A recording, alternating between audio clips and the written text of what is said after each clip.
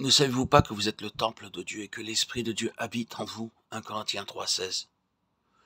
Pour nous faire comprendre que Dieu habite en nous par le Saint-Esprit, l'Écriture nous compare à un temple. Cherchons donc à voir quelle analogie peut exister entre le temple de Jérusalem et nous-mêmes. Le temple avait été construit d'après le modèle qu'en avait vu Moïse sur le mont Sinaï. Il était ainsi le reflet des vérités spirituelles et divines qu'il symbolisait. Et au nombre de ces vérités se trouve la triple nature de l'homme. L'homme avait été créé à l'image de Dieu. Le temple ne signifie donc pas seulement ici un lieu où l'homme puisse aller chercher Dieu et se rapprocher de lui. Il nous symbolise en outre l'entrée de Dieu en l'homme, de Dieu faisant sa demeure en lui. La division du temple en trois parties nous est bien connue. Le parvis extérieur, visible à tous, dans lequel tout Israélite pouvait entrer, où se faisait une partie du service de Dieu. Le lieu saint dans lequel les prêtres seuls entraient pour offrir à Dieu le sang ou l'encens, le pain ou l'huile qu'ils apportaient du premier parvis. Là, ils étaient près du lieu très saint, mais en deçà du voile et sans pouvoir s'approcher de la présence immédiate de l'Éternel. Dieu habite un lieu saint entre tous, une lumière inaccessible, dont nul homme ne peut s'approcher.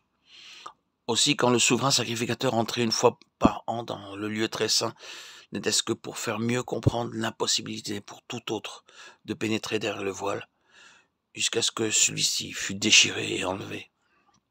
L'homme est le temple de Dieu. En lui aussi se retrouvent ces trois divisions. Son corps est le premier parvis. C'est là que se manifeste sa vie extérieure. C'est là que toute sa conduite doit être réglée par la loi de Dieu, et que son service consiste à recourir aux moyens extérieurs propres à rapprocher de Dieu. En outre, l'homme a une âme qui vit d'une vie intérieure, qui possède intelligence, sentiment et volonté.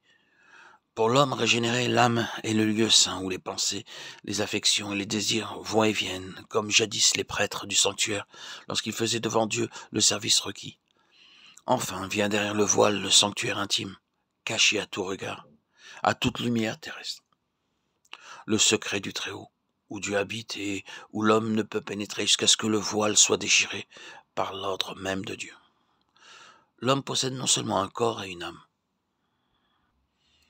il a encore un esprit. Au-delà du domaine de l'âme existe en lui une nature spirituelle qui le relie à Dieu. Mais la puissance du péché est si forte, si délétère, que chez quelques-uns cette nature spirituelle est livrée à la mort. Ces hommes-là sont sensuels, dépourvus de l'esprit. Chez d'autres, elles se trouvent à l'état dormant, susceptibles d'être éveillées par le Saint-Esprit. Chez le croyant, c'est là que le Saint-Esprit vient habiter. C'est de là qu'il accomplit son œuvre glorieuse, sanctifiant et l'âme et le corps pour le Seigneur.